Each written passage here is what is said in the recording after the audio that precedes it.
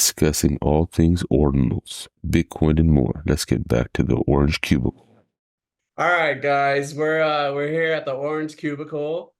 We got our special guest. This might be the greatest crossover since Freddy versus Jason, maybe Aliens versus Predator. We got Yagobi and we got Shizzy from the Ordinals Revolution. We got J25, Hype, Johan. What's up, everybody?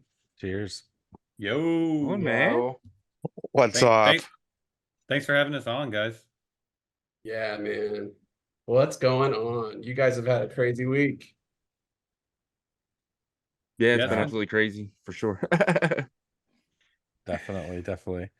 Let's just pause for a second. One and two's just jumping in. I so knew you popped right in. we literally just started. Oh shit! I saw his Oh, face. shit, you got I saw his dogged. face. Oh my god! I just saw forehead. I just saw forehead. Holy shit! I screen grabbed it. Double check. Oh my yeah. god! Okay. Oh my God! I had turned the That was video big. on. That was like Oh, a he scratch doxed off. himself. we'll blur that out. Welcome back to the Orange Cubicle. We're sitting here with J25, Kramer, Yagobi, Hype 1 and 2, and Johan. We're gonna kill this shit tonight. It's gonna be an absolutely amazing episode. You guys are not ready for the energy we're gonna bring. Orange Cubicle is gonna be the #1 podcast in Ordinals. Sorry, Ordinal Revolution. You guys suck. We're gonna run this shit. Let's go. Bring it in, guys. Whoa. Cheers. Woo! Thank you. Oh, that's Thank you. G, man. Love that energy, man. Yeah, I should have wrote that down. Fuck. The only Kramer. All right, now Kramer, now you just repeat what I just said. wait, turn it down like 2 notches though, Kramer. All right. He sounded like Rick. He's He forgot excited. the- I like it. Yeah. Oh, I was I like it. overmodulating? Sorry. No. no, Shizzy. Shizzy was yeah, bringing the he was heat. like Ric Flair in that motherfucker. Woo! Welcome, guys. Great to have you. Thanks for that bring in, Kramer. We're having a little fun tonight. A couple of us got the shades on. And yeah, really appreciate you guys taking the time. So I think we'll just dive right into it and just tell us a little bit, maybe Yagobi and then go to Shizzy. Like, what's your Web3 journey? And then like after you guys each kind of tell yours, we could talk more, obviously, the building of Ord Revolution. Yeah. First of all, thanks for having us on, man. Really appreciate you guys. You know, we got so much love for y'all, OSD, and just the base community and everything. So for me, I first, dabbled into crypto back in 2013. I bought like 0.2 Bitcoin back then, which was worth like, I think like $180 or something. My coworker told me about it, and I waited for a week for it to turn into like millions, and it didn't, so I sold it. And I bought like these altcoins back then, and one of them was called Feathercoin. I was like, this is so cheap, it'll probably make me rich, but it didn't. And then I actually lost interest. Fast forward to 2017, whenever it became mainstream again. Didn't want to buy Bitcoin this time because I felt like it was too expensive. It was, reaching that peak at that 20,000 mark then. And so I bought into Litecoin. Did pretty well on it though. I mean, I did like a 3x, and at that time I was excited about that. Again, once that hype was done, I kind of was just like, okay. Didn't really, I don't know. I didn't keep it with me. I didn't keep like researching into it, which I should have, because that would have been really, really good for me. But then when COVID happened, everybody got bored, and I was just like, okay, DeFi started to really take off, right? And that's whenever I got into like some of these projects on Ethereum.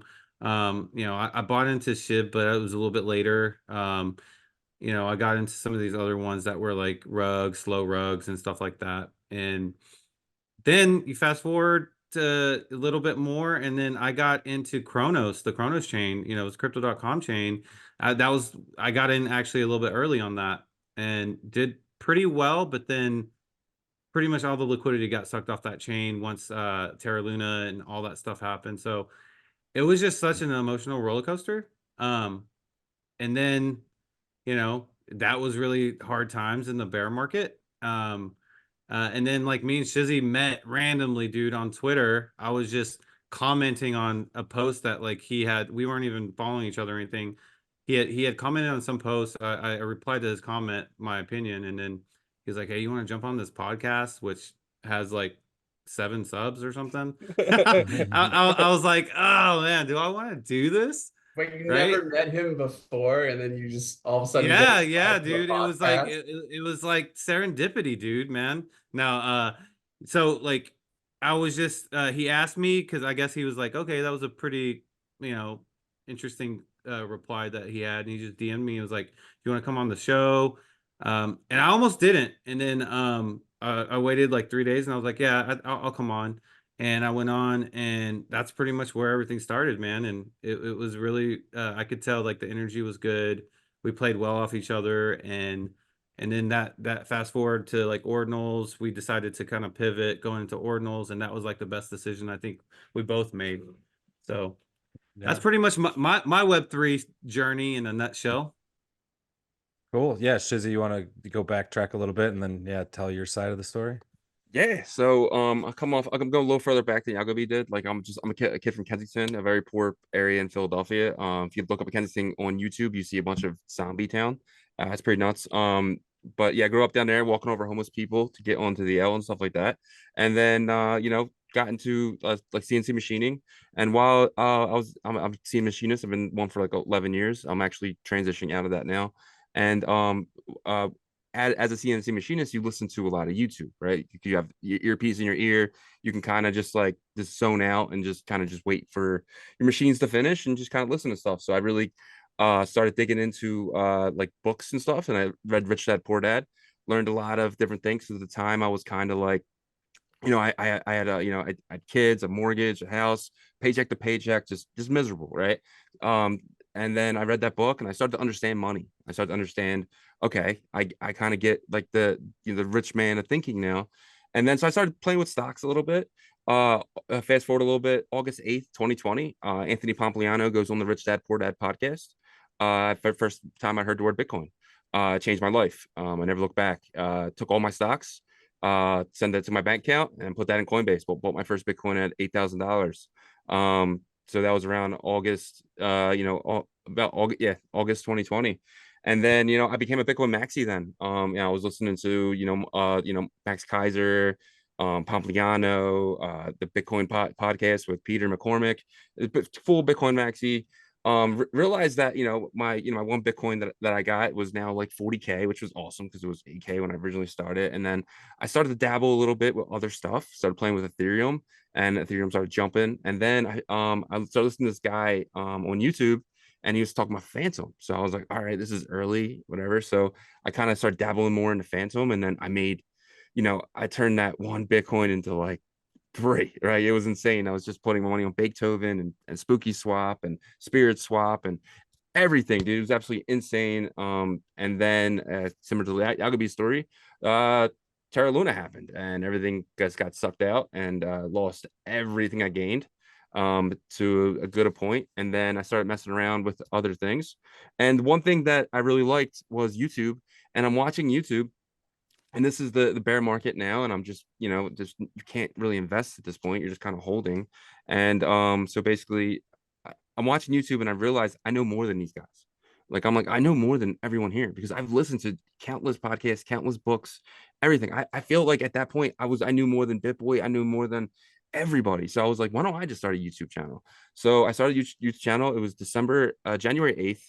Because I kind of played on the 8th because I got August 8th and I was like, I'll start January 8th. And it's the same day that Bitcoin started as well. So it was a good day. I started this show called DeFi Discussions, and I found this guy Niblets who's in a Telegram that I was in, and we would do every Friday night, just talking about DeFi and stuff like that. It was just a hobby, it was nothing big. The DeFi discussion was good. Niblets kind of fell off. He would I got to take my kids out tonight, and so we canceled. And this, I was getting really desperate. And then I was, on YouTube, and I got so lucky because I didn't ask many people, and I was talking to the Yagobi in a chat like he mentioned, and basically he seemed really knowledgeable. So I was like, "Yo, you want to jump on a podcast with us?" So he was like, it took a couple of days. He got back to me. He said, "Sure." He jumped on with me and Niblets, and me and him just hit it off really well. Like our feet, we're going back and forth, and he was just as knowledgeable as I was. So it was like it really worked perfectly. Niblets kind of phased out a little bit because he just wasn't on our level. And then once he found Ordinals back in, like, I want to say like March. I was kind of standoffish because I'm a DeFi guy. I like DeFi, I like staking, I like all that stuff. And I kind of stood back a little bit, and then he got into CNCL, and he was like, I got a bunch of these CNCL tokens, and then they was shot up like 30x, and I was like, okay, I'm in. What do I got to do? And that was right around the time that Jack Levin got in with VMPX, and I was already messing with Zen a little bit. And then so it was just an easy transition for me. So I immediately got into VMPX, started buying like CNCL and stuff like that. There's early stuff, you know, little Oshi and stuff like that. So, but yeah, so that's kind of leads us up to, you know, the start of the beginning of Ordinals. Yeah. Awesome. I Hype. think Did you go ahead, Yogobi? I was gonna say, I think that CNCL, like the council interview was like a big, like, you know, we acknowledge, or we realized like, okay, we can do something in the space too with the podcast wise. That was really, really big, I think. But yep, I just wanted to kind of put No, that that's out there. cool. 1 and 2, are you there? Hello. Yep. Oh, go ahead, Hype. Go ahead. Oh, my microphone's working. Oh, okay, it's Yes. because everything just stopped working on my end. Sorry, guys. Lots of computer stuff today. It's all good. But yeah, 1 and 2. I think you had a good question earlier. Do you remember one of your questions if you wanted to ask it? Yeah. So, well, I did have a question about Nibbleless. So, what is he Okay. doing now? When's the last time you spoke to him or heard anything about him? I don't even know. It was last time I talked to him, he disappeared. It wasn't like we kicked him out. He just like stopped showing up, and he went down to Colombia or something. I don't really know, but he hit me back like 3 weeks later. He's like, "Yo, I just got back from Colombia," and by that point, we kind of moved on. So, And to piggyback off of that 1 and 2, he also wasn't really interested in the Bitcoin, you know, possibilities of Bitcoin DeFi and ordinals too. So just difference of opinion. So Move like, on. how many episodes you guys are in now? Like, you guys have like taken this off. Like, Yeah. it's crazy how much you guys have grown and how much of a force you guys are in the community now. I mean, yeah, I mean, had a thing with French Montana the other day. it's really nuts. So we had we started off when Yagobi joined, we were at like we're lots higher than 7. We were at like we had like 100, 130, and then after he joined, we immediately shot up to 300. We had the council on. We were doing really, really well to our standards anyway. You know, we had it was kind of nice too being in the bear market of ordinals because we weren't good. We were actually pretty terrible. But the growing aspect of being able to fail on screen constantly really took us to the next level. I really think we learned every episode, we just got better and better and better, and the show just got better because we just got really good at talking to each other, and turns out the camera was on, and it was just really good. But yeah, I can't remember the original question. No, I was just gonna say like how many Oh. episodes you guys got now? You guys have like it's like massive now. You guys are like I was trying to like just try to trail into like the mac and cheese thing. Yeah. So we're up to like, I think we did like 350 episodes. We really loved doing the interviews with people, but we realized the lives and the weekend updates and the weekly updates do a lot better. So we kind of phased out doing the interviews. We slowed down on them pretty drastically. And then it just the market updates just do amazing. Like the market updates these days get between 1,000 and 2,000 views, while some of the interviews do like 300 to 700 views. So yeah. So but yeah. Yeah, I can see why, because I guess people really want to know what's going on with their bags more so, unless they're looking up a specific person like council or a specific project that's coming out, and they would want to hear more about it. So I can see why the weekly updates would do well. Broader audience, yeah. Right. Is there like any person, like what was the most entertaining interview that you had so far? Oh man, I don't know if it's entertaining, but it was probably Mark Jeffrey. We had Mark Jeffrey on when we were DeFi discussions, and he's pretty big podcaster. He had Vitalik Buterin on for the very first interview. It was Vitalik's first interview in like 2015, and he came on our show because we have a mutual friend in this guy Brad Nickel, and so he came on our show, and he said, I came on the show thinking we're talking about DeFi. We talked about ordinals the whole time. Change your damn name. And I was like, well, we have 300 followers. No, he's like, no, he's like, just change your name. He's like, go niche, and it was some of the best advice we ever got because it really turned us into what we are today. So I wouldn't say that's most entertaining, but it was definitely the most Your influential. favorite, or yeah. What about you, Yagobi? Do you have a different one?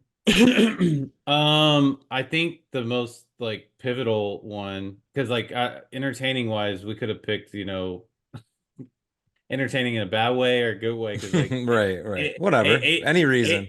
8 bits was kind of entertaining, but not in the best ways. But the most pivotal to me, I honestly, everybody's gonna say we knew it, but it was probably Jeff, right? Because we interviewed him way back in the summer, late summer. So like we're talking like August. yeah, August or early August. We say way back. That's not that far, but for this space, Web3 time, yeah. yeah, exactly. But like right away, like in the interview was about recursive verse, which wasn't really like super over intriguing platform or project, but it was more about like hearing him talk about like what he has built and what his plans are that he wants to build in the future. That right after we got off that interview, like Shizzy and I were like looking at each other after he had left or whatever afterwards, and we were like, that dude's gonna do something special. And like we had like 2 other follow-up interviews with them. And that's a thing too, like, yeah, the interviews don't do as well because 1 and 2 hit the nail on the head. People want to know, how their bags are doing. They want to pump their bags. But they were so pivotal for us in the beginning because it was almost like a salesman type process for us. Like we weren't scared to ask anybody for an interview, and we kept knocking. Like we were the first to interview Benny from Track. We were the first to get like the Expector guy on or whatever. But like Ghosty Cash was our first, and a lot of stuff. Jeff, and yeah. Yeah, exactly. Because like for us, it was just like it can make us look good as a channel that they got them on. They might not be super interested in it, but they got that big name on. Was kind of the deal. Yeah. For sure. Well, I think that leads us into our next topic, and I know Hype had some grumblings, but it was really awesome to see the mac and cheese launch. I think it went really smooth. So congrats to you guys. I know that you've shifted a little bit to advising a few projects. So yeah, maybe talk a little bit about that in general and just how's it going, and probably a relief to be past mint. Next phase coming, right? Yeah. So this is actually our second advisory role. As I was saying, Mm. we're actually advisors on the Vertium Minds project, Mhm. which wasn't the Vertium Minds project when we signed up for it. It was originally the Ordinal side. We just became really good friends with Sam, and he said, "Hey guys, I would love for you guys to be join us with us. We'll give you a percentage in it." And we were like, "Hell yeah, let's do it." And we would have did it for free because we just like Sam as a person. He's just one of those people you just talk to and you're like, "Yeah, I think this guy's going to build something special." Similar to what Yagobi said about Jeff. So I feel like we are really good judge of characters, and when we can kind of see something in someone even before they're building something, like I just feel like that we can see that early, and I saw that in Sam. So we got experience with Sam, and we had meeting after meeting after meeting, and then it took us from the Ordinal side to where we're at today with Birthday of Minds. But to answer your question, that the advisor role thing was never a thing that we even thought about. It was just people just reached out to us, and with French Montana was they jumped in my DMs, well, or the Ordinal Revolution account DMs, and they jumped in and they said, "Hey, we're working with French Montana," and I was like, "Yeah, right." And then French Montana jumped in, and I was like, all right, well, I guess they're serious. Yeah. And yeah, so I wrote to Yagobi. I was like, yeah, what do you think about this? And again, it wasn't supposed to be an advisor role. They were just trying to expand and trying to grow a little bit. And I'm guessing they typed in Ordinals, and that's a big reason why our name is Order Revolution. When you type in Ordinals, we're one of the first people to come up because we're Order Revolution. And I guess they typed it in, and they found us, and he hopped in our DMs, and he wanted to come on the show. And we said, hell yeah, let's do it. Yeah. But I ran it by Yagobi, and we both agreed. We usually do this thing called pros and cons. I think everyone should do that. So we definitely ran it through our pros and cons, and it was more pros than cons, so we went with it. But Yagobi can probably speak onto it as well. Yeah, initially I was a little bit not I don't know if hesitant's the right word, but celebrities and past cycles not always the best, outcomes, right? And I remember there was I think he was a part of Emacs, just a little promotional like bit he got for that, and that Emacs obviously went, you know, horribly in the end. So I was just kind of like, let's kind of think through this, right? Because I think you have to for your brand, even though they're big and huge, it's a good opportunity. But we got to know the Web3 advisor that is his Web3 team, and found out that, you know, he actually got brought on much after that project, right? And they actually launched another token, I think on BNB in 2021, which it's actually flying right now, and it's maintaining its market cap. I think it's at like 230 million or 210 million dollar market cap. And that gave me more confidence, you know, the fact that, like, you know, it's called Rocket Coin, I think, or something. And so then we actually had that meeting with Alex, and realized that, hey, you know, this seems different. They actually want to build here. And when he said that they were going to do the free 5K mint, that also gave us more confidence, right? And he basically wants to build. He wants to be like, you know, the first. He wants to do a lot of first things, and there's something that's coming really big in the next couple of days with that. So I'll just leave it at that. Well, we can actually speak on that. We were told we can speak on it. You want to speak on it? Okay. Yeah. Well, okay. So yeah, so there's not an actual time set yet. You guys know that, you know, if you're in that new chat with us, then you'll know. But he's trying to be the first, he will be the first you know, mainstream musician to inscribe his music on Bitcoin, right? And it's gonna be something that's not even on his Mac and Cheese album. I'll just say that, right? So it's, you remember back in the day on certain CDs they had like hidden songs and stuff. This is kind of, those were dope, right? You'd have to fast forward, and then yeah, so 5-minute delay and shit. Yeah, exactly. So this is like that, man. And so I actually commend them for doing this, because like they want to make history. So it's not, that's another thing. It's like he's not just promoting some pump and dump coin here. He's actually building, putting his name on stuff and being the first. And so I think that's going to be exciting. I think it's going to be exciting, you know, to say that you were the first mainstream artist to do this. So yeah, and the first one was obviously a free PFP. Everyone that worked on this project was part of the community. Me and Yagobi, from, you know, we got like 3D Eric working on this stuff with us. We have so many more. We got the Ordinals bot guys. And the artist was the artist BTC, right? Everybody that worked on this project, and I think Alex did a really good job of making sure it was BTC community oriented, and that's why we were like, cool. Another reason why we joined as advisors. And you know, and they wanted to give something first. They're like, we're gonna, before we take any money from anybody. I mean, they paid Ordinals bot to have a zero launch fee. And that's unheard of, right? That's never happened before, and it just gives us so much confidence in working with them. And we just know it's not like a scam. And there's so that was chapter 1. And chapter 2 is this music ordinal. It'll be a BRC 420. It's going to be, you know, it's going to be a paid one. I'm not sure, we haven't talked about that yet, but it's going to be a few bucks. But you're buying music. You're able to do whatever you want with that music. You want to put as your intro for Orange Cubicle, you can do that. You own that ordinal, you own that song. So it's something really cool and different, and you know, his music will be on the blockchain forever. Definitely. Yeah. Hype, you there? Yeah, can you guys hear me? I don't think my character can move. Yeah, we can hear you. Unfortunately, You broke the goose. I broke the goose. What's going on with it too?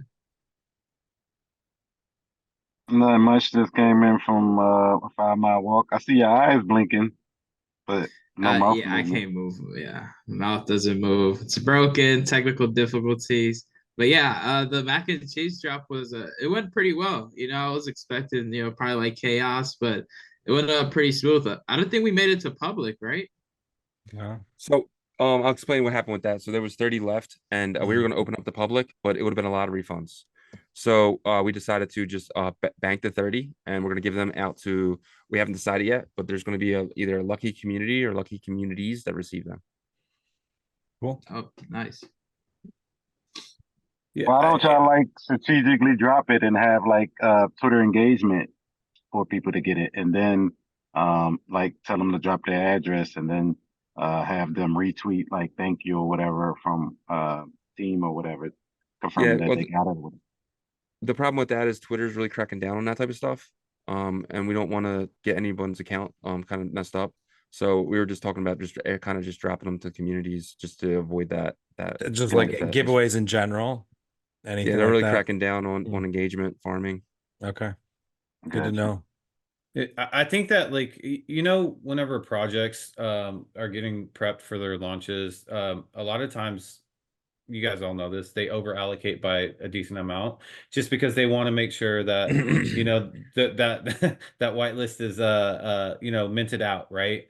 I think that we didn't under allocate, but we like allocated almost like right to the T. And I think when you do that, like you're taking a risk of like having like 100 or less, like not minting at that time, right? And then you're stuck in a situation like how we were, because we were thinking public, but then you know, Ordinals bot made a great point saying, dude, if we open this to the public, we're gonna have to get probably like, you know, 1,000 refunds or more. And that's just gonna be such a huge headache. And I got that, like I understood it. So, you know, the plan is, like Shizzy said, the last 30 are not gonna be like sold by the team or anything like that. It's gonna go to like the community somehow. Yeah, So, Yeah. very cool. And real quick though, I just want to speak on that because I feel like we did make a mistake with the so the way we did it with the or.io, and we did because we thought it was a really good idea. It was the no monkeys that like it was fun, it was exciting. But if we can go back in time and I can make one change, I would have rather just reach out to the puppets community and be like, hey, guys, you guys get whitelist, here's 1,000. Reach out to the frogs community, hey guys, you get whitelist, here's 1,000. And or just grab the the holders of geese, these. the Yeah. geese Well, the community too. Goosenils would have been the next one as well. You know, I think you guys are the one of the top five. So the goose, the frogs, the node monkeys, you know, the cats or something. That's what I would have changed. We think we got botted pretty hard. We're not sure of it. We're not even. This is something that we Yeah, think that happened. But they're like I trying to make said, it gamified and fun. Yeah. exactly. Yep. I think the first time it went like through the grapevine a little bit better, and like it got out so fast, like people jumped on it. But still, like it's good to know like yeah, there's always something to work on, and Yeah. it was still fun for sure. Cool. Well, I guess I'll just jump in there and we'll lead into the big topic everybody's talking about. Are we ready to get stoned? Runestone. What are you guys' overall thoughts? Are you tired of hearing about it yet? Is it going to come this week or next week or never? And anybody jump in? Yeah, I know Yeah, hype has Yago. been the runes Yeah. the runes maxi for a little bit longer. So if you wanted to Well, give your or go ahead. I was listening today, and he said that the mempool is really cooperating in their constructing contract the transactions, and he said that we should have it by Sunday at the latest. He should be sending them out on the most recent space he had at 6 p.m. Eastern. If you Okay. guys want to tune into that. Yeah, and we're recording on Wednesday, just for context. Yep. For sure. One, Thank you for that one, update. one and two. Didn't he say that like it's gonna be across like 8 total blocks or something like that? Yeah, actually, I thought he said larger than that because it was 1,400 transactions. So I thought he said it was going to be more than 8 blocks. But yeah, he definitely said that it's over. It's going to Multiple. be over. Yeah, Multiple, yeah. So I yeah, think he was saying like if they're able to get, because he said they're not going to be consecutive blocks because right. they're trying to be strategic with the you know the fees. But he said that like within that block amount, total block amount, that it should be 3 to 4 days from start to finish. So I think that's reasonable, you know, 3 to 4 days, if they're being strategic about it. Yeah, yeah, definitely. Because he's sending them all to 112,000 plus addresses. And he, like you said, he's trying to be strategic. So he's trying to waste a Bitcoin just to get it to people faster. So that's No, it's good that you got a little more clarification on that today for sure. And it just seems like the tons of meta on the early you know, R6 were the first, but now there's shout out to, you know, the nothing protocol, got a few of those. But you know, it's definitely the placeholder runes meta right now overall. Yeah, and one thing too is that like Shizzy made a good point the other day, I think on our show, that you know, maybe like a week before having is when a lot of these runes minor ordinals will peak, because you know that's whenever like you've been mining whatever runes token it is. So I think like the ones that have fallen back a little bit, they might, you know, resurge a week or two before the halving. But the one thing too about runestones, like I said this on the show, is that like this is the only project I feel like in Ordinals from start to finish that hasn't received any FUD really, except for only win. That's it. So Great bullish point. as hell. And I'll just add on to that. Yeah, I'm very bullish on runestones. So about my game plan is to I'm getting 7 allocated to me, and I want to get 20. Obviously I'm trying to get them cheap as possible and DCA in till I get my number. That's what I do when I'm investing. I always like to have a certain number, and then once that number gets to a certain percentage of my portfolio, then it's time to start cutting. And I think sorry, I think probably a week or two before the halving, I'm gonna probably dump 90% of my runestones. I'm a type of person who sells early, but that's just kind of my strategy. Yeah, it's good to have a plan, know how to execute, and that's what you're comfortable with, your risk tolerance. So yeah, you've definitely done it a few times. I've heard with Merlin chain, etc. So, you're comfortable with it. That's good. Yeah.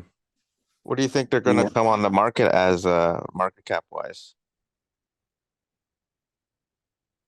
Market cap wise, I'm not sure. I think they're going for 1,500 hours on Wales dot alert or dot market. So if I can get it between anywhere from 9 to 13, I'm happy. Yeah, and I think I heard someone say that like at that price, it's like a $200 million market cap or something like that. So Yeah. I think that's definitely doable. If you look at the R6, they're at 104 million right now. So I just feel like with this hype, I think, at a Good minimum, distribution. Yeah. at a minimum, they should be double that, and I think that's on the low end. But we'll see what happens. His goal is to be the top meme token in the And the world, is what he runes said. smear. Yeah. I had an epiphany the other day when we were on OSD just talking, and it was one of the newer people, learning. There's definitely been a lot more liquidity coming in, and they brought up how it gives them FOMO because they weren't here for the last year. A lot of the big argument's been like, oh, we're all here, we're all getting a bunch of them, this and that. But we forget how many people like just started dipping their toe in or only had one wallet that they piled a bunch of stuff into. So the people that have been here doing lots of different wallets, trying out different kinds of wallets, because there has been a lot over the last year, are at a little bit of an advantage. And obviously, you should be doing some wallet security. Got to say that, make sure you're moving stuff out of, have a new hot wallet, trying new protocols, be safe, do your due diligence. But that was kind of interesting for me to hear, just somebody saying like, yeah, I have FOMO because we're not getting them and now we're a part of this. So, I guess that could be an atmosphere of buying, bringing that buying pressure in. I think that's exactly what's going to happen. I mean, I've heard it from all my ETH friends that, they missed the whole wave with ordinals and BRC20s and all this other stuff. And they're not going to buy our bags. So they're just going to wait for this next thing to drop and hope for their 50x on that. 50x would be insane. 50 grand per. Yeah. Well, that would technically be buying our bags. Well, I guess we wouldn't be paying for them, right? We're just getting airdrop, but Right. yeah. I don't know. I They don't can know. just play the chart a little more pure. Sorry, go 1 and 2. Yeah, I don't know if I was connecting to Wi-Fi, so I don't know if it messed it up. But I was the Verothium DAO or mines. How's that going? I know that's he switched it up to runes. You guys have any updates on that? We actually had an update today. We were in a meeting with them, and we actually have a meeting with them tomorrow as well. Everything's really under the table right now, but we can say that we are building something on Merlin and runes. The Merlin thing is going to be absolutely amazing. If it's anywhere near what we think it can be, I wish I could say what it was. But we are not trying to get front ran by anybody. And let's just say the Verothium mines are going to be very saw it after. Not financial advice. Do not buy these things. Unless you just want to, you know, take some risks. Or you Right? already Highly own 'em. risky play. Well, you already own them. Or you own them. But like, yeah. So I'm not endorsing to buy them at all. So I just want to put that point. But we are very excited for the next chapter of Erythium Gas. And if you look at it, does say next to Erythium Gas says Dex. So if that's any hint for you guys, so Yeah, I saw that they ran some type of poll on Twitter, if I'm not mistaken. It was them, and they said rebase token, standard token, or yeah. I forgot what the other one was. Yeah. So that part we can let you guys know it's going to be a standard token. Just kind of went through the pros and cons again, and it just made the most sense to have a standard token. Yeah, and we're pushing for it to be a BRC20. That's kind of like, you know, we want it to be BRC20. They're really listening to what we're saying, and we think we might get what we want. So Very cool. Yeah, I think that would be good because being able to wrap and come back and forth, I think that's a good thing. You know, you want to stay true to layer one. So, yeah, and um, if something does happen in Maryland too, we can pivot, take that BRC20 to another L2. Not saying anything will, but it's always a nice security blanket. Yeah. Backup plan's always a great stopgap. Very cool. Well, I know you guys mentioned a little bit and talking a little bit about Merlin Chain. You know, as you guys have mentioned a little bit, but meeting Jeff when he was in Recursive Verse project, and then BRC 420s, and now Merlin Chain. So yeah, if you maybe just give us a little TLDR on that, and you know, wherever it goes. Yeah, so Yagobi already mentioned earlier. I actually remember this day. It was like in August, and Yagobi's like, he shows me this thing. We do these things called like weekly meetings, and we just go in and we just discuss what we're going to talk about that week. And it's we talk more in that, but it's so like work. You know what I mean? It's all work because I pile ideas throughout the week, and he piles ideas throughout the week, and we just throw them at each other and just see what sticks. And that's what's on the updates and who we're going to start interviewing and stuff like that. So he's like, yo, check this out. And it was that image where it was like a video, and it just zoomed in, and it was another image, and it zoomed in, it was another image, another image, all the way to like, it was insane. And we're like, yo, we got to have these guys, you know, we got to talk to these guys. And then that's when recursion was like, everyone was talking about it. You know, I had no idea what the hell it was. Yagobi was digging in a little deeper than I was, but he can probably speak on that better than I can about what he saw when he first jumped in. Yeah, it was a really dope video. If you go back to which I think it's the Merlin Layer 2 Twitter account now. But I think if you go back, I don't know if you could still find it, but basically his team used recursion to build like this these art pieces, right? And then they just made a video out of all of them together, and it was basically like kind of like the history of crypto, and it was really dope. It showed like, you know, Bitcoin in the beginning, and then Vitalik, and then it led all the way to like SBF getting arrested, which was funny. But you know, it goes through all these things, and I messaged them and I was like, hey, did you use recursion for these art pieces? I know like you stitched the video together, probably regular like MP4, but like are the pieces like you know, using recursion? And he said, yeah, his team put that together. So I was like, you know, if you can, man, we'd love to have you on our show. And he jumped at it because like at that time, no one in the West like paid attention to them at all. I think he was barely getting a little bit of attention in the East at that time, maybe more than I noticed because I just wasn't in the. I'm not like Language barrier, yeah. yeah, I'm not like blocked to where like block's trying to learn like freaking Google Translate Mandarin, and he's like in there. Oh yeah. But hey, props to the block, man. He's got a lot of alpha because of that. But anyways, so we had him on, and yeah, we just, and another person that was like that was also Sonic, and we interviewed both of them back to back, and we're just like, both of these guys are super talented. Sonic kind of went on this like self-discovery journey though. Like The weed. he's like, yeah, he found Ziganja, and I guess like I don't know if it was his first time in his life, but man, he was just like definitely having, yeah. And so then Jeff like continued that relationship with him until this day, man. We have a solid, like legitimate, genuine relationship with him, and it's awesome, man. Like we just shoot the shit sometimes, just talk. He would just be like, "Hey guys, you want to just jump into a meeting?" And just like we'd go into bitmap.game and talk and do like random things, and it wasn't even about business or anything. It was just like, this is what we're doing, and that's it. Nothing recorded, but so. Yeah. So But what I are was y'all thinking most too. excited Go ahead. about? Has he dropped any alpha about Merlin Chain, or was y'all most excited about Merlin Chain? I think me and Yagobi are different on this question. Me, I'm Bit Smiley. I'm so bullish on Bit Smiley. Bit Smiley is a MakerDAO fork, in my opinion. I'm not 100% sure about that, but that's what I'm getting from it. With a stable coin, it's going to be similar to DAI. And I think that is something that we need, a decentralized stablecoin. And DAI is probably the best, if not the only one. Obviously, you have decentralized ones in USDT and USDC, but if BitSmiley can do what I think they can do, BitSmiley's governance token, the token you're getting for staking these bit disks, is going to be the top dog. I think this is going to be the top winner. That is my number one. And I guess my number two would be the MNER token, the mineral token.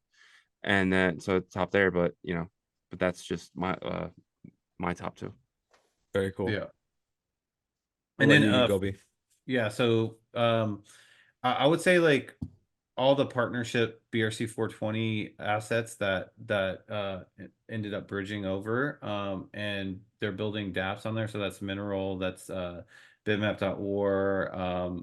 Obviously BitSmiley's huge because they're going to be a stable token, and their goal is to be a stable token on Bitcoin layer 1, right? So I think that that's going to be really big. But the biggest thing that I like, I'm bullish on about the chain is one of our friends that went to ETH Denver and talked to a lot of these, VCs and other like large investor, groups, just came back and was like, dude, y'all are gonna make so much off of Merlin Chain because there's like this almost kind of like can't fail like energy because of so many people that are in the from the East that are like on board with it, trying to make sure it succeeds, and stuff like that. And after that, like once people see these dApps that are the BRC 420 partners and stuff like succeeding by, yes, it's not the best solution, but it's the best solution right now to use the MPC wallet. But if that works and there's like consistent, persistent like security, right, with these Bitcoin layer 1 assets, then I think people can realize like how much can happen because there's a lot of stuff you can do with rare sats, you can do other things and stuff like that. And I think once that imagination happens, it's the most talked about sidechain right now, in my opinion, for that supports these Bitcoin layer 1 assets. And you got to just be excited about that. It's like you were excited about Arbitrum whenever it launched and whenever like stuff like that happened in the top layer 2s and sidechains for Ethereum. So I feel that same way about Merlin. And I feel like you can't lose up to a certain point.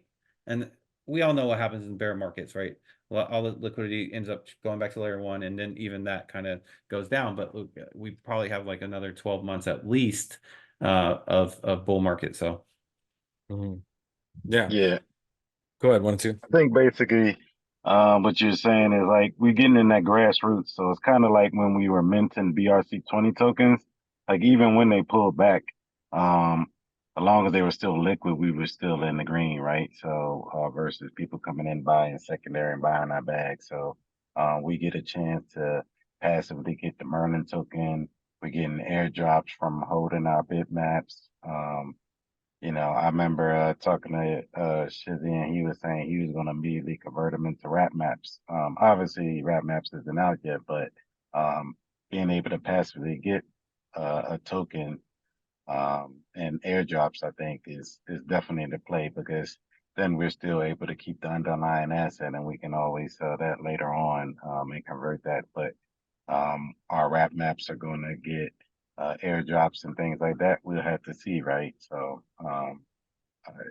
getting in at the grassroots always leads to tremendous upside, even when we have pullbacks. Just like you look at bitmaps right now, if you would have mentioned it, what $1 to $5 some people paid, and then you still up 250x give or take, right? So even though that's not at the all-time high, so yeah, I'm excited about Merlin Chain. I'm excited about all builders. Excited about Bit Smiley.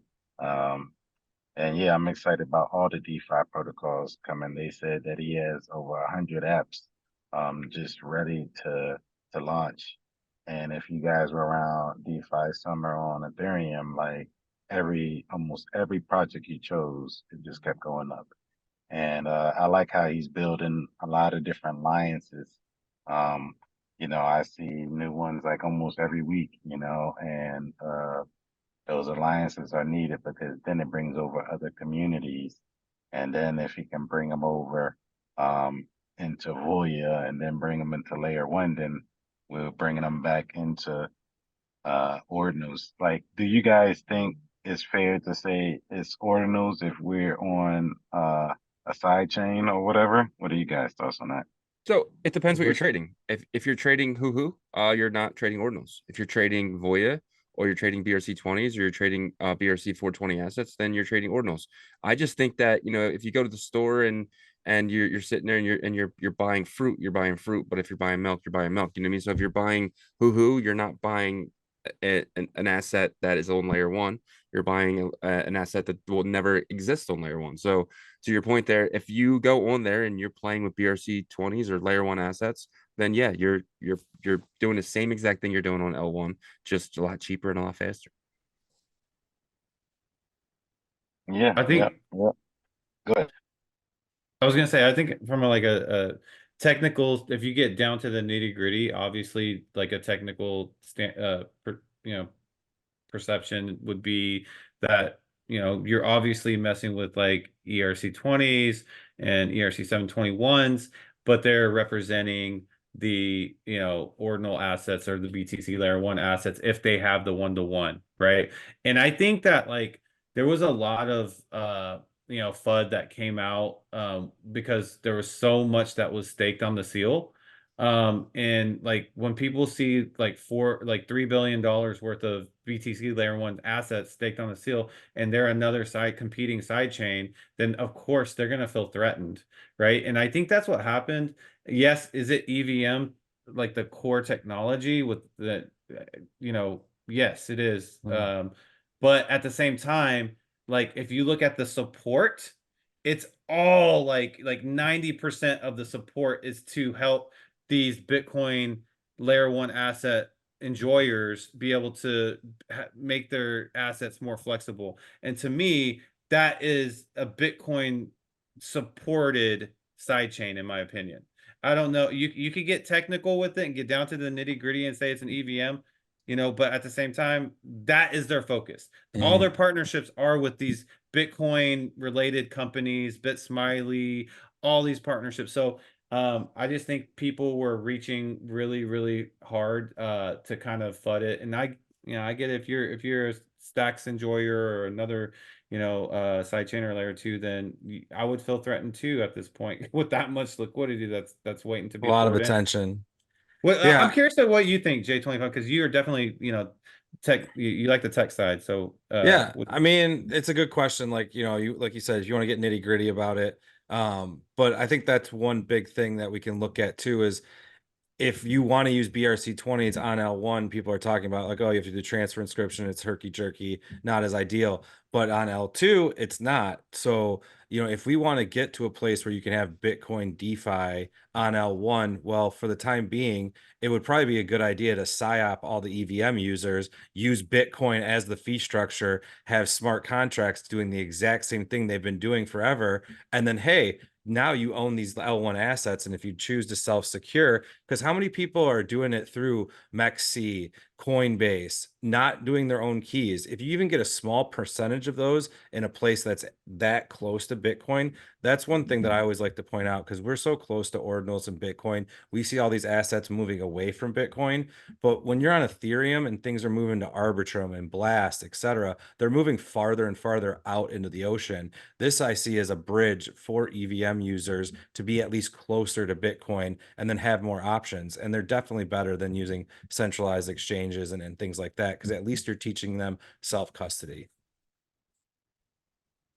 Yeah, So dude, great point. Yeah, 100%. I 100% agree. That's just what I like Yeah, to focus on for sure. Go ahead, 1 and 2. yeah, I agree. I mean, at the end of the day, it's like wrap Bitcoin versus Bitcoin, right? So you run into the smart contract risk and things like that, but technically it's not on layer one. So, Mhm. um, is by definition. But the good thing is at least you have the option to be able to switch back over, like he was saying, who you don't have that option to. Maybe something come in the future, but it's not a Bitcoin native asset. So, it'll be interesting because um, let's say Unisat builds out something, and then now you could bring the Voya over and make, go into a module or something like that. So at least you have that option too for those people that are like, not Bitcoin maxis, but prefer layer one. So having that option, I think, is critical. Yeah, and it's not just Voya, it's any BRC20 that's over there, right? You can bring the Merle token, you can bring the miner token, you can bring the Bit Smiley governance token. I mean, you can all these tokens, they're made for layer one, but they're just trading on the side chain. Yeah, and that's a good point too, because I think that like the L2s are what are needed right now, but I'm very much following the module system, the programmatic modules with Unisat, et cetera, because I think those are going to be a competitor that are closer to L1, but you can still make the argument like technically an account-based system above Bitcoin. Is that a 1.5? Is that a side chain? Right. I think eventually like Merlin chain, kind of like Yagobi mentioned, is going to be more about the experiences. What can I do with my bitmap? What can I do with my Dragon Ball? What can I do with these games, etc.? Yeah, the DeFi will have its place or whatever, but I think that DeFi on Bitcoin is really the end goal. And if it is through the BRC20 system or some other system that comes out of Runes or some hybrid, so be it. But I think that's really like the biggest money makers. If you can get people that are staking on Coinbase, that are staking on Uniswap, or staking all these random places and move them all to the black hole of Bitcoin, that's when you can really see that effect to come to fruition. Yeah. And like to your point there, like could you imagine what Rune Zero does if it gets bridged on the Merlin? Like within the first week? Could you imagine liquidity that could bring? Like, yeah. Great points. Yeah. Anybody else have any other thoughts? Well, I was gonna say this Go. about your comment. I think obviously everybody wants DeFi on Bitcoin's native layer. Shizzy and I were saying that like in the beginning, we were just like, we just want to swap, we just want to swap, we just want to swap. But even when Runes gets released, there's a lot of limitation to it. I think the main benefit is the fact that you skip the transfer inscription, right? So you can do more of an ordering book style exchange, right? And so you have the buy and sell side liquidity, but you still can't do like the automated market maker right off the bat. You still need the high level. You have to match buyers and sellers. The same issue Yeah, with like atomic swaps and everything else on Bitcoin. Yeah. exactly. So like until the cores either upgraded or they literally work some like out of the box shit out like to work, because like what is it called, BitVM, was that the one with Robin? Yeah, okay, so like that's a great idea, but you still have to wait for the confirmations, right? So you're talking about like a slow as shit swap, or sorry, slow as crap swap. And but like I do think that like there's motivated people that are so motivated that they are going to somehow make it work. I just feel like humans are like that. It's going to take time though, right? And Yeah, these L2s give time to be 100 building back to L1, right? And other options. 100%. 100%. And so like the Merlins will have a huge like success in my opinion, because it'll be that their time. But once like it does get back to like even the modular system, because feels more close to native layer, that it'll just rotate, right? That's They'll have how to it's always pivot, been. right? The be the experiences, the game, something else, whatever it may be. And it probably won't all go away. There's going to be people that want the swap aspects. Like those aspects will be probably longer. But hopefully it will be just everything that we've seen in EVMs can make it to Bitcoin eventually. It's going to take time, but yeah, we're kind of closing out on the hour. So let's try and just do like a little rapid fire with these last two. We had a great question that Kramer came up with of where will Ordinals head post halving. So Kramer, how about you dive into that first and we'll go around, let everybody have a bite at it. Oh man, I have no idea. Like, Well, I don't know if I runes will be gotta. live, yeah, and then then snap. What do we do? I mean, dude, the price of Bitcoin right now, I feel like it's like we're hitting all-time highs before the halving. I feel like this is the first time this has ever happened. Yeah, Um, so maybe the supply shock is starting to get priced in. I have no idea what's going on. But yeah, I mean, what do you guys think is gonna happen, man? What is people gonna keep are people gonna dump their ordinals and jump on back onto Bitcoin? Like what do you think? Who's that question to? sure, go for it, Shizzy. Yeah, I don't think anyone's bullish enough. I say that a lot, but I truly believe nobody's bullish enough for what's about to happen. I think we're about to head to a super cycle, and I Right. think the halving's just the beginning. I think we see 500 days of up only, and with a few minor weeks of red where people take profit, and those profit takers get killed because we're just going to keep going up. And I see 750,000 as the price point. I think all the layer one assets they go up against the dollar, but down against Bitcoin. I think this is the first time in history where you can buy Bitcoin with a click of a button on through an ETF. So all the grannies and grandpas of the world can now buy Bitcoin, and it's not just them. It's Saudi Arabia, it's Brazil. Everyone's looking at this little El Salvador right now and saying, "Hey, wow, they're about to pay off all their debt to the IMF. Like we want to do that." And what are they going to do? They're just gonna play the same playbook. And what that does is it's going to pump our bags. And you're going to see a lot of people taking profit into ordinals, so you're going to see ordinals go up. But again, I think just Bitcoin just kind of outpaces everything until the end, and then the end is when you're going to see insane pumps by the ordinals. You're going to see 100x's, 150x's, and then you're going to see liquidity just dry up again. I think mid 2025, 2026, I think the interest rates are back down to about 1 to 2% again, and then you're going to see the Fed start raising again because inflation's out of control. And I think we see a repeat of the bear market, like kind of leads us into a depression because you got to remember the macro isn't great. The macro, I mean, we're $35 trillion in debt. The consumer is $2 trillion in debt and credit cards, and that is eventually going to get caught up with us. And I think that's what leads us in to the next bear market. But I think we're 500 days away from that. I mean, 750K Bitcoin, I feel like that kind of destabilizes a lot of things with like the dollar and petrodollar and all that kind of shit. It kind of seems kind of scary in a whole new world in that sense. Yeah, 100%. I think so. I think it's really scary. And I think that like we only get there is if like the dollar falls really hard, well, maybe not like super, super hard, but like slowly, like it will get weaker and weaker, right? But um like for me, I think post having, I think that Ordinals like really do very well because of the runes. I think that like there's a lot of hype for runes in general. Casey's releasing it. Everybody kisses Casey's feet. Let's be honest. Like we're talking about Asia. Asia actually, it's wild because a lot of them don't like the Western builders, but they love Casey because he is the builder of Ordinals, right?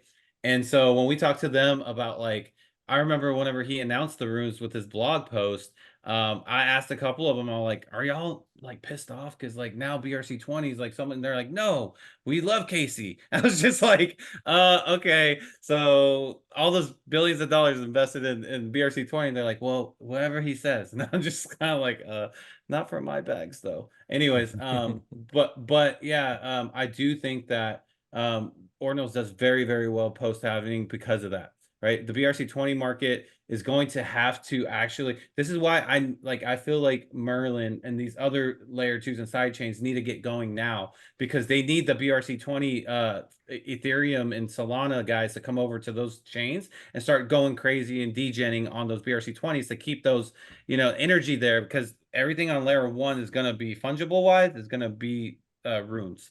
And then the profits from runes is going to trickle back and forth from collections and back and forth. I feel like, and then maybe like heading into the fall and winter, and then maybe it gets burnt out a little bit, but that's how I see it. Cool. Yep, happening. Everything just takes off. Let's fucking go. This is gonna go crazy. I feel like Shizzy, I don't think we're bullish enough, to be I honest. don't think we're not bullish enough.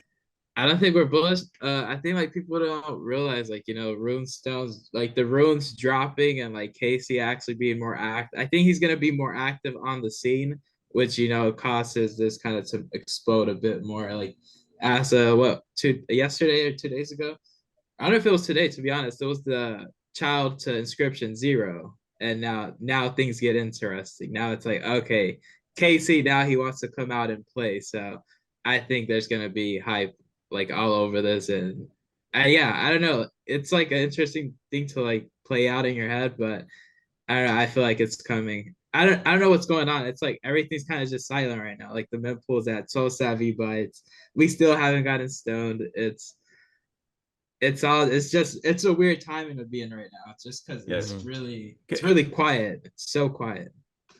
Can I add one more thing real quick? Sorry. Of course. So for the runes fungible token standard, I think we're going to see some crazy like creative projects.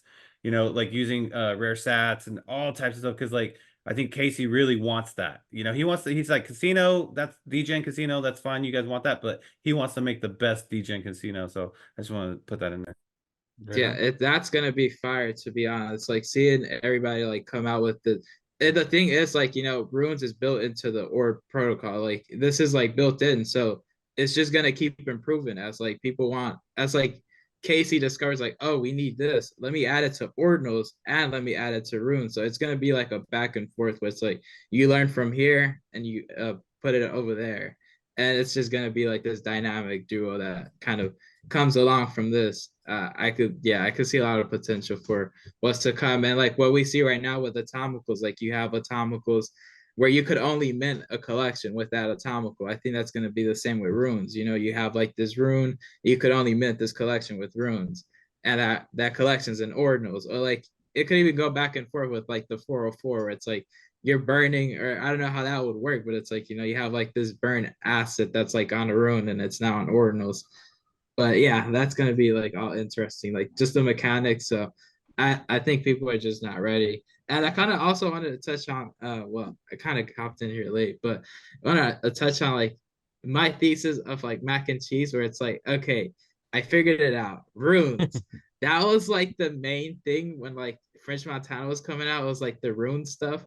And I'm like, oh, this is what's planned. So I'm like me and Decentralized are looking out for like these mac and cheese with runes in them. So I don't know if that's alpha, but I see Shizzy smiling. I don't know nothing about that. No comment. That's all I gotta say. I'm just I'm bullish for what's to I come. gotta go look at mine again. Oh shit. Yeah. Some of them have runes tattoos on them, by the way. Yeah, we don't know anything about that. When French tweets runes me rooms, we have no idea what that means. So you'll I don't know, but there's plenty of chapters more to come. This book is just getting started. For sure. Yeah. Yeah, I think I think everything you guys pretty much summed it up. I do want to add, I think Runestones actually brings more liquidity.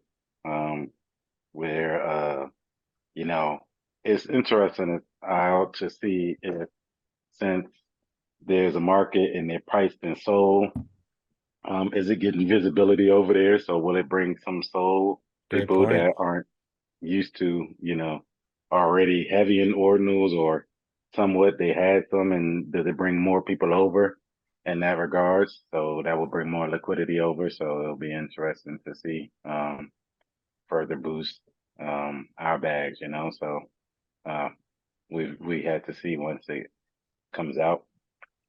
Have you guys already participated in any of that? Like, did any escrow?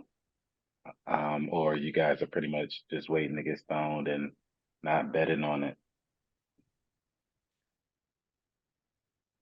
I'm just waiting. I'm just waiting. I'm not buying on Whales.market or nothing like that. I'm just kind of sitting and just waiting, being very patient.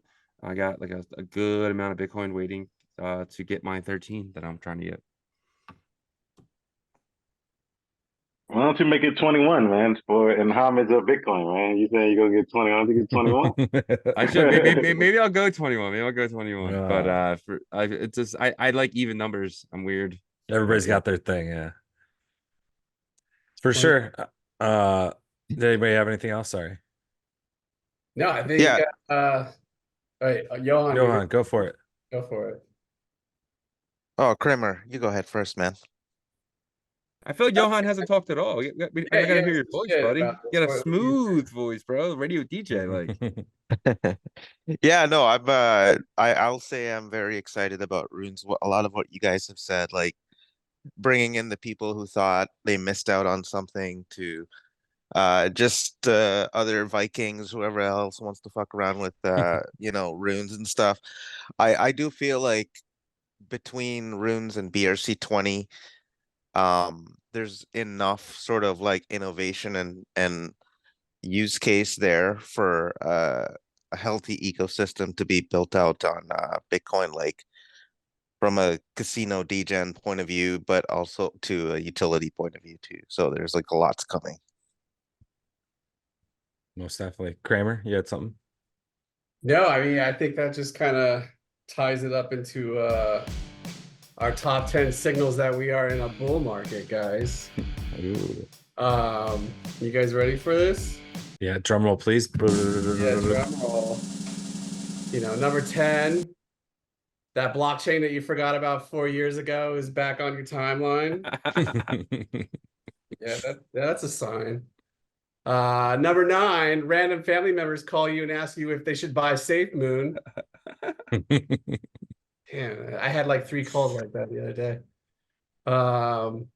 Number 8, you're staking all your bags for airdrops. Number 7, everyone has a crypto podcast now. Woo! Number 6, your coworkers resign in an unprofessional manner. Number 5, yeah, dude, that shit's real. Number 5, NDA. you're getting token alpha from the cashier at Popeyes. She has some good alpha though. Yeah. That's a good one. That's a good one. Number 4, NFT Nick.eth is going all in on runes. I love him, by the way. I'm a huge fan of NFT Nick. I love it. I love every time he puts a video out. I'm enamored, dude. I'm all in. It's pretty funny, man. Number 3, crypto face tats. Yeah, we've seen a lot this week. So I like that Moto swap face tat. That was pretty good. Epic. Yeah. Number 2, you can't get in the party because you don't have an OG pass.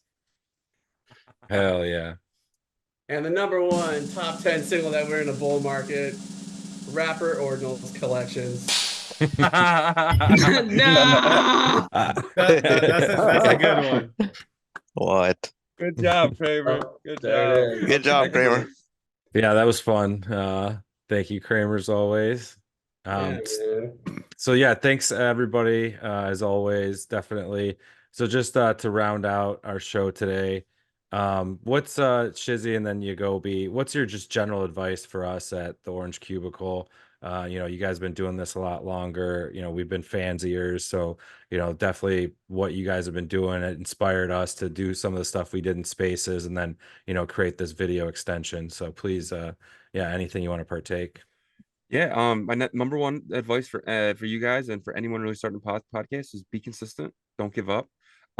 Right when you think you're done and you don't want to do it no more is right when you're about to start to break out. And I felt that. I told Jake Allen during our one podcast. I said, I was about to quit right before I found Yagobi, but that happened, and then boom, we've skyrocketed. But the one thing that we did, and we continue to do it, we work harder than anyone else. There's nobody in Ordinals that works harder than Ordinal Revolution. And if you guys put in the work, do 3-4 videos a week, you just grind it out, do whatever you can do, keep your name in people's mouths, you guys will succeed more than you absolutely believe, because I do not think that we're as big as we are, but I think we can get a lot bigger than anyone thinks we can be. And that's just because we continue to work harder than anyone else. There's nobody who's given away more than we have. There's no one who worked harder than we have. There's no one even puts out 6 videos a week like we have. And I just think that if you guys just continue to kind of follow that path and just be consistent and work your asses off, you guys will have one of the top podcasts in crypto, and that's just Ordinals. Thank And you. that is the exact speech that Shizzy gives me whenever I'm down or like, you know, not motivated or anything. He's like, "Do you need me to do it again?" No,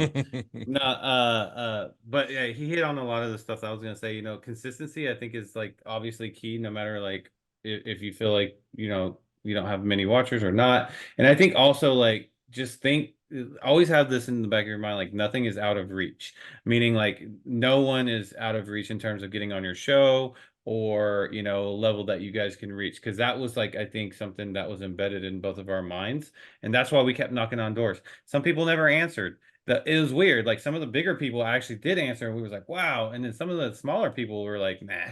And so but you might get that, but it's just be consistent, just keep knocking, and like it'll happen. So but Yeah. that's Hell what I yeah, got. guys. Thank Thanks, you, guys. I really appreciate that you came on. Thanks for having us, man. Cheers. It was Thanks fun. for We'll sure. do it again. Yeah. For sure. Sounds good.